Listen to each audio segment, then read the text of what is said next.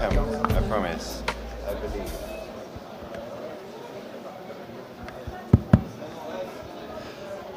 Hi everyone, we're just about to start the last panel of Esports Bar Cannes, so feel free to come and take a seat. That might be in the shop actually. Oh, sorry.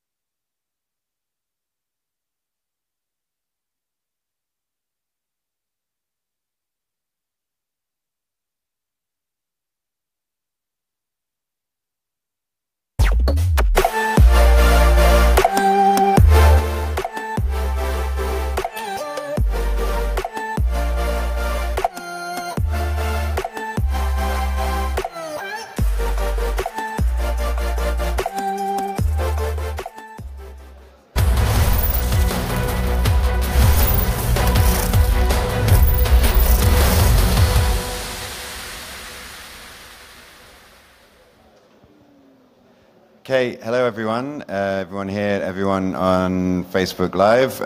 Thank you very much for joining us for this, the final panel in the main room of Esports Bar Cannes. The aim of the session is to wrap up the key topics that have come out during the past few days. And with us to comment on those trends, we have a fantastic panel of experts here for you today. So, first up we have Heather. Introduce yourself, please, Heather. Hi, my name is Heather Garozzo. I'm the Director of Fan Engagement for Team Dignitas. It's one of the oldest esports teams, and we're owned by the Philadelphia 76ers.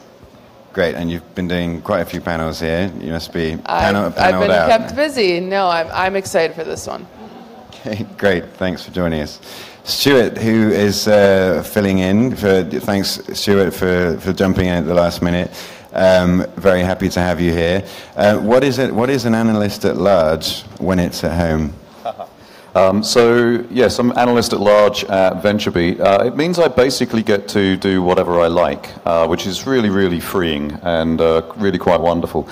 So I'm a journalist and analyst at VentureBeat. I report the news, but I also try and make the news by analysing what's going on in certain fields and coming up with new data and new research that hopefully tells us what's going to happen in the near future.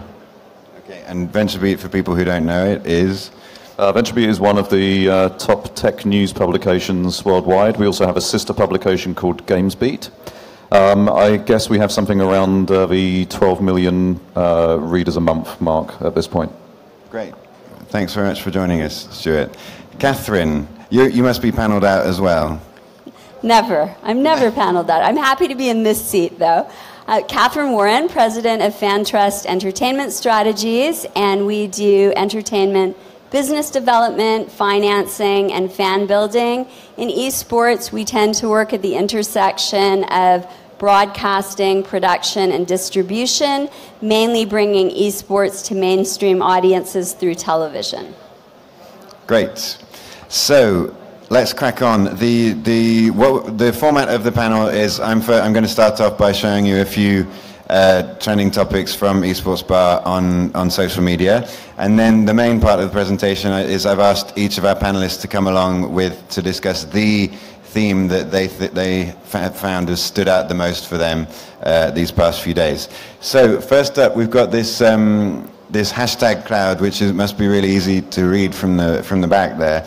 This has been provided to us by Digital Insiders, an agency in Paris. I've circled a few. These are the biggest hashtags that have come up on Twitter related to the Esports Bar hashtag.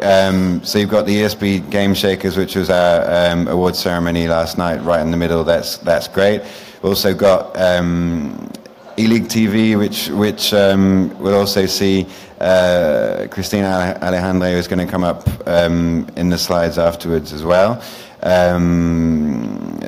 What else? We've got some trends popping out like augmented reality, some games like Dota 2, and some nice hashtags like Had Harder Mondays, which was coming up on Monday on the first day of the show, because we've been lucky to have some fantastic weather for this edition of Esports Bar.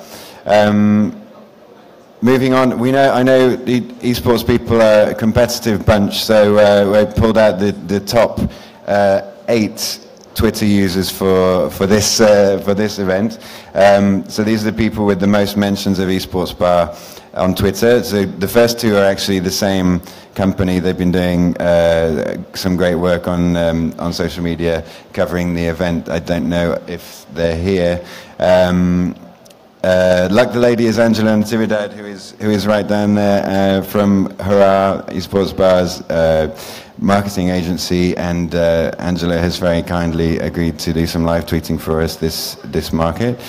Then we've got Dave Harris, Kev Luce, Ralph Reichert, which is what's really good to see is Ralph from ESL, and Christina from Turner and E-League, who have been doing their bit as Esports Bar advisory team members, tweeting away during the event. So thanks very much to everyone who's been joining in the conversation. So next up, I'm going to, I nearly forgot someone. I'm not sure if he's still around, but this is Alan Fang from Air Asia. He didn't come up in the data I showed because he is above all hyperactive on LinkedIn. He's been one of the most enthusiastic people at Esports Bar Cannes, and we'd like to say thank you very much. This is just one example. Anything he posts on LinkedIn gets about over 100 likes, which is huge. Thanks very much for that, Alan. So moving on to the trending topics. Heather, you're first, and the topic that you chose is esports mainstream yet? It's a big question. It's one that's been coming up. In terms of market value, it's still quite far behind more established event sectors like TV, but there has been some incredible growth. You've been there from the outset. Where do you see the progress bar, if you like? Sure. Yeah, I think yet is the key word there. So. I've seen this truly since esports infancy, to the point where, this started in the back of computer stores, and we were kind of hidden away so no one saw the nerds back there. And now we're seeing elements over the past decade of what you would describe as mainstream. So we're getting those broadcasting rights. We've got big TV players like Turner involved. Big advertisers, including the non-endemics, are starting to get involved. Even the games themselves have adapted for the audience, so they're now more spectator-friendly. I like to attribute it to very close to like poker.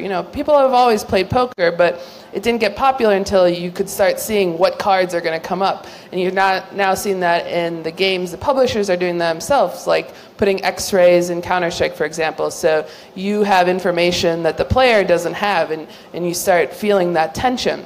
Sorry, what's an X-ray in Counter-Strike? So you can see if you're on my point of view, the cameraman, you can see the enemies through the walls, while the player themselves don't actually see that, but now you know that action is about to happen. It increases the attention and the excitement, especially when you're in big arenas and you hear the crowd go, oh, something's about to happen. That didn't necessarily exist years ago in games, but now the developers are starting to introduce spectator elements. And this all leads to it going towards mainstream. And then we're also seeing the venue changes. We went from computer stores into maybe hotel ballrooms, and now it's selling out arenas. Mm-hmm. And that's part of your job, isn't it? Yeah. Making it more entertaining. Exactly. Do you have any other tricks for... Yeah, I mean, part of it we talked about this week a lot about building content around the teams too and the players. So you get to understand their stories. So it's not just about the actual gameplay, but what leads into that, what training goes into it, who are these players, and that brings an additional audience, because that also draws in people to the NFL, because you want to root for maybe your favorite team or player because of their story, not necessarily their skills. So I think we're seeing a lot of elements here that are leading to mainstream. I would not call it mainstream yet. I don't believe that it yet transcends generations. And certainly we're seeing that people have started to invite family, friends, bringing their kids to esports events, but that's very limited. I think, now we see like the modern day athletes that are playing in the NFL. A lot of those are gamers themselves because they grew up with this. And as these generations get older, I can tell you, my husband and I are gamers. Our kids will definitely be on a pro gaming team. I'm sure of it. As we age, I think it's going to be a little more popular. The other thing that I would like to see is on the media side. Right now, anytime I read an article in mainstream media, it's headlined by like, can you believe it? People are watching other people play video games. Amazing. You would never read something like that about the NFL or baseball.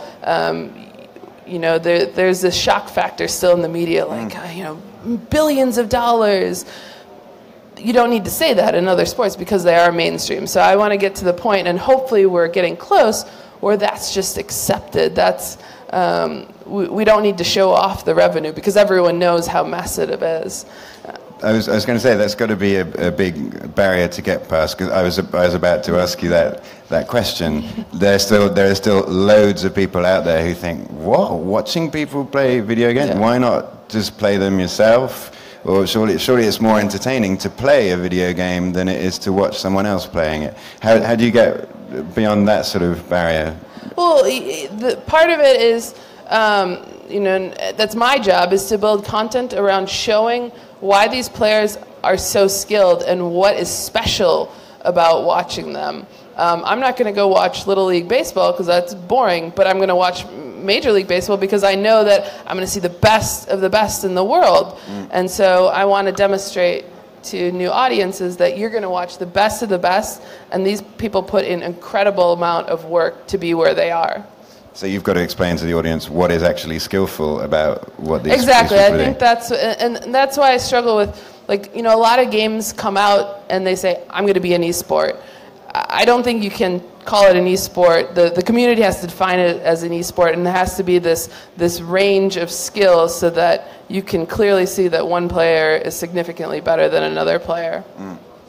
Where do you see this, Stuart, from as regards other sectors in terms of acceptance? What else does it need to happen? Does it need to happen for esports to go mainstream, in your opinion?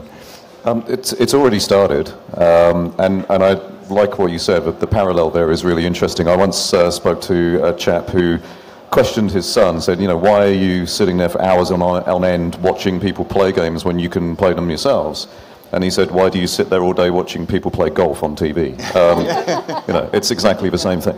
TV is a big driver. We've already seen the ESPN in the States have embraced esports, and they are continuing to do so, and many others are picking up on this. Of course, Twitch has had a fairly transformative effect, and through acquisition has got much more mindshare than it would have done if it had stayed just as Twitch. So, I think we're getting there, and it's not that we're asking for any kind of cultural change here. We're just basically, having people take this on as a new potential entertainment source, education source. It's just another form of media, and because there's no cultural change involved, it means we don't have to wait a generation before it actually happens. So I think it's actually going to be pretty quick. But why hasn't it happened sooner? Maybe that's the different way. I think you hit the nail on the head already, Heather. It's like it's still sensationalist. It's still, what, you're watching video games? That's crazy. But that will change, and it will change very quickly. It changes with personalities. If we can get some personalities, I think somebody in a panel it's actually yesterday said we haven't found the David Beckham of esports yet. Yeah. I think if we can find that, if we can find a Serena Williams of esports. If we can find those people... Hulk Hogan. Let's not find the Hulk Hogan of anything. That's a very bad example. I'm going to take you to task on that one. If we can find those people, that will immediately inject excitement into the arena. And I will add that it actually is moving really quick. I mean, Quake was one of the first esports in 1997, and that's really not that long ago. Versus, I'm an American football fan, so compared to American football started 1910s maybe, and it wasn't mainstream until the 50s or 60s. That took a long time. Esports is actually moving really fast. And there's the whole sort of graphics and immersion part of, if you think of what Quake looked like back then and what FPS look like now, that's going to help a lot too. Yep. Catherine, what's your take on the mainstream debate? Well, I agree that compared to other types of digital advances, esports is moving at a lightning speed. So I'm thinking back to how long it took, for example, for large news agencies to embrace the internet. You may say they haven't even yet done that. And with esports, which is intrinsically digital, I think we have a huge head start. And from my perspective, just year over year, even being here in Cannes 1 year later, and seeing the verticals that have already emerged in this industry, it's a strong indication that we've arrived. Okay, so do you think non-endemic brands are getting it? I do. And that's crucial. Yeah, and more in my world, it's not just non-endemic brands, but it's also all of the other forms of media that are getting it, being key to the uplift. Okay. Great. You were about to say something, Stuart? Did I cut you off? No? Okay. So, yeah. I was just going to do my usual and insert a funny joke, but the time has passed. You're going to make me regret that somehow. Okay, so we'll come back to that theme again later, but we're going to move on to Stuart's theme, which is this is a character from Vainglory, and who's the mobile gaming wasn't such a big thing a few years ago. Now it's pretty huge. It was Michael Piachenko Graf from the Mineski Pro team said on a panel the other day that he thought the distinction between mobile and PC would just not exist in 10 to 15 years, and that's something that I wanted you to talk about, Stuart, and I know you sort of disagree with that sort of thing. It's not that I necessarily disagree with the concept of that. It's that I disagree with the idea of futurism that goes beyond a couple of years, because futurism is a really interesting thing. Every time anybody has ever said, in 20 years' time, this will be what we're doing every single day, they have by and large been completely wrong. They've sometimes not even been alive to actually see whether it came true or not. Because that's a very long period of time, and after all, I could walk out of here today and get run over by one of those crazy drivers in Cannes who just don't care about pedestrians at all. Futurism I find really interesting. I think it's great to gaze into the future and come up with outlandish, wild ideas that are bold, because when you put bold ideas out there into the field, it gets you press, and it gets you tweets, and it gets your name out there. It's fantastic, but of course we can't actually rely on anything that is 15 to 20 years out. We may have something come along in the next couple of years that changes everything. Having said that, I talked about cultural change earlier. One of the really important things that we need to remember about all technologies and all technological advancements is that despite the fact that technology is moving faster than ever, and esports is part of that faster than light movement, and the pace of change in esports is really incredible. Anytime you ask somebody to make a cultural change, it takes a generation before it becomes anywhere near mainstream. So, for example, I'll give you a mobile example. We've been paying using Android Pay and Apple Pay and Samsung Pay on our smartphones now for a couple of years. And in terms of penetration, we are still in single digits in some regions and completely non-existent in others in terms of actually using that as a payment device over using wallets and purses and credit cards. And even in the United States of America, of course, famously, we've been using chip and pin in Europe for payments for a good 20 years, and they still haven't rolled it out across the United States. You've got it in some Target stores and some CVS's and some Walmarts, but you go pretty much everywhere else. and they still swipe your card and you sign for it. So, let's think about that in terms of futurism, in terms of asking people to make cultural changes. So what we can say about mobile, and what we can say about mobile in esports, is that, first of all, mobile itself is the most transformative change in the world of marketing, for definite, certainly since the invention of money and possibly language. It has really transformed all of our lives. Our smartphones are always with us. And if you're wondering whether I'm just making a bold statement or not, no, I've got the data on that.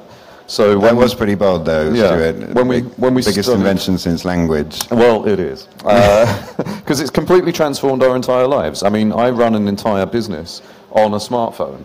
I do everything on a smartphone. I can actually not even open my laptop for days. I can do everything on there. I can write 750-word articles as fast as I can on a keyboard and post them. I can do invoicing. I can live stream my life. I can put stories up on Snapchat, Instagram, and Facebook stories in the space of 15 seconds. And I can listen to music and watch movies, and I can play games. Yeah. And, there are going to be, by 2020, 6 billion smartphones in use. So almost everyone on the planet will have a smartphone. Everyone has a smartphone within arm's reach of them 24 hours a day, 7 days a week. And when we checked against consumers as to whether that was true, 92% of them said, yes, that is the case. So predominantly, people always have smartphones with them. So in terms of the esports market, what's really interesting is that it's been focused predominantly, of course, on PC. Console has had its time to shine and has joined in on the esports party. And now we're seeing that mobile is starting to play its part. And you can do everything with mobile that you can do with the other platforms. I was at TwitchCon last year, and down in Long Beach, I think Netmarble it was, had a great big, huge booth with Lineage 2. Everyone was sitting there playing Lineage 2 on smartphones, and it was up on the big screen just like you would expect to see in any esports arena. The only difference is the platform that is being played on, and that platform is something that is with us all of the time. It's, we're able to just jump into a game anywhere that we would like to go. Mobile technology has caught up with the fact that from a technological standpoint, we can do some really rich graphics and experiences. We don't even need 5G at this point to make it work. 5G is coming. It's another thing that people misunderstand. They think that we're going to roll out 5G like this. And of course we're not, because we still haven't effectively rolled out 4G properly. But the good news is that the developers out there really understand that, and they're able to provide a really awesome experience even in a 3G environment. So, we don't have to wait for 5G to make this all work and make it all happen. So. Sorry, Stuart, you seem to be going in the sense that that mobile is just going to be so big that it's just growing so fast that maybe it is going to overtake PC gaming at some stage. I don't think it will necessarily usurp PC gaming in the same way that no other platforms have successfully usurped each other. They all coexist quite happily. And there will be new platforms come through, of course. One of the things that mobile is leading at the moment, but will eventually be replaced, is the world of augmented reality. With augmented reality, we will experience that for the next few years through Apple and through Google's AR Kit and AR Core, which provide the power for augmented reality experiences through smartphones. Eventually we'll get to glasses that people will actually want to wear. Right now there are no glasses out there that work very effectively nor look good. Probably the most advanced technologically is Daiquiri. They have smart glasses that look a little bit like a ski mask. HoloLens looks okay, but it doesn't really work in the daylight very well. Magic Leap just announced theirs, but they look even worse than Snapchat spectacles. So, when we get to a situation where augmented reality glasses look exactly like these ones, then consumers will start to use those, and maybe that's the next shift. Maybe that's when we stop using mobile and we'll start using these, and PCs could actually survive that entire change, because the PC could still provide you with an experience that is entirely different. And augmented reality may not actually replace the PC. Okay, Heather, where do you stand on the mobile PC balance? So, I'm from a PC gamer world, so I see it as this like dual screen experience. So the way the players on my team treat it and the way I treat it is when you're waiting for a game on the PC, there's always some type of queue time. You're waiting at halftime or before the game to get into a game, and we're always playing a second game. Like we're really into Arena of Valor and Clash Royale right now. And so, like, it's this secondary esports experience because my players just can't get enough of it. So you're playing constantly. We're playing constantly. They're forming teams, clans with their friends, with their audiences as well.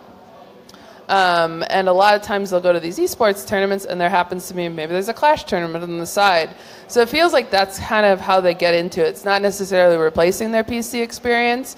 But it's the second screen of gaming experience. Yeah. So I think it's gonna do well because there's the games that have come out recently. They definitely feel a little more esports and competitive focused. So there's certainly interest from the PC and the console gamers, and I think they're gonna do well over the coming years. I don't think it's gonna replace. I do think they can live. They can coexist together. Because so maybe you're saying so just from a screen point of view, the mobile can never be as immersive as a PC unless it's glasses, Stuart. Yeah, that's certainly I feel like the PC, the console gives you a little bit more of an immersive experience. It's usually kind of like a longer form game too, while the mobile games are a little more short form, but it fits that device. What do you think, Catherine? Well, a couple thoughts. One, I think mobile is also going to be a projector, so eventually the screen won't really matter, and it's as powerful, as we all know, as our supercomputers were 20 years ago. In terms of the second screen experience, it's also really great for spectators. So if you're fortunate enough to go to a live esports arena event and you're sitting in the stands, you can follow along on Twitch and learn a lot, even as a newbie, about the game just by following the chat. So not only is it adding to the, let's say, between-map player experience, but it's also really adding to the spectator experience and helping, again, to educate and bring esports into the mainstream. Mm-hmm. There was also another idea that was Bertrand Amar from Webedia was saying this morning that they were working on a VR experience where you could watch esports from within the game. Is that something you're excited about? Yeah, absolutely. I mean, VR. Let's be clear about VR just for a second. It's a little bit problematical from a consumer standpoint. VR does incredible things at top-down level. It's doing amazing things in health tech. It's doing incredible things in empathy training and all sorts of wonderful areas like that. But consumers are just not adopting VR the way that we maybe expected them to. Having said that, immersive experiences such as being a part of a game are a great way forward, and that echoes very much what the NBA have been doing in terms of VR experiences that allow you to be in the stadium. Of course, here's the thing about following a sports team. 90% or more of the people that follow a sports team are never in the stadium. They never even visit it once. And so, VR is one way that we can actually get people more immersed into the stadium experience when they've never got a chance of actually going there for real. Okay, moving on. We're running out of time already. Catherine, this is your topic, and it is diversity and inclusion. This GIF is of Sasha Scarlett Hostin, who just beat a guy to become the champion of StarCraft 2, leads to the idea, the hope that surely gender shouldn't matter in esports. Where do we stand with that, do you think? So, well, a few things. One, I've heard it said that diversity is inviting someone to the party, but inclusion is asking them to dance. So I'm not sure that we're even quite at the diversity stage, and we've got a long way to go before we get to inclusion. Just by way of background, I would say the facts have been in for a while. Women dominate the internet. We represent the lion's share of consumer spending online. We deliver better value to shareholders when we're at the top in companies. And we're also the really active audience. We outpace and outpost on Facebook, on Twitter, on Instagram. And when it comes to the fastest growing video game sector, social gaming, women represent 3/4 of the fans. And one thing I heard said here at ESports Bar is that women make up less than 30% of the esports audience. And good things happen from the top. So at the top, women hold only 3% of the clout positions in media. Among communications companies in the Fortune 500, it's just 15% of the top executives and only 12% of board directors.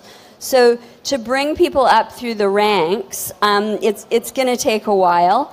I also think that overall, media and entertainment, this will come as no surprise to anyone who's followed the Me Too hashtag or the Weinstein scandal, but media and entertainment have a bad track record when it comes to things like workplace bullying, harassment, pay equity, and do not even get us started when it comes to tech. So, conversely, I would say it's worth noting that women aren't barred from joining teams with males or competing in these larger tournament events. It's just rare that we see them make it past the qualifiers or enter the final rounds or win the big bucks. So there's a lot of room for women to grow in this space, and I think the way to do that is to provide equal opportunity, equal financing, and equal exposure to female gamers. And if you're interested, I have a few tactics for how you might want to achieve that. Are you talking about the scary word positive discrimination or not? Are you talking about like quotas? That might be one thing.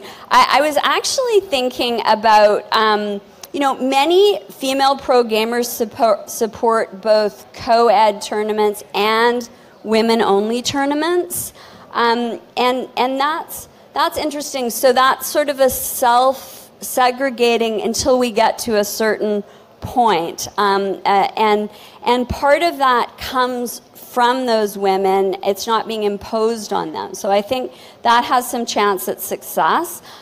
Some other things, like in terms of, for those of you who work in mainstream media, we need more online coverage of female gamers. We need more user-generated content that focuses on this female gameplay and playing techniques and talent of the female players. And one reason for that is if you're an elite female esports athlete, you can't necessarily find footage of your opponent online if your opponent is a female. Whereas if you're a guy, you can see exactly what you're up against.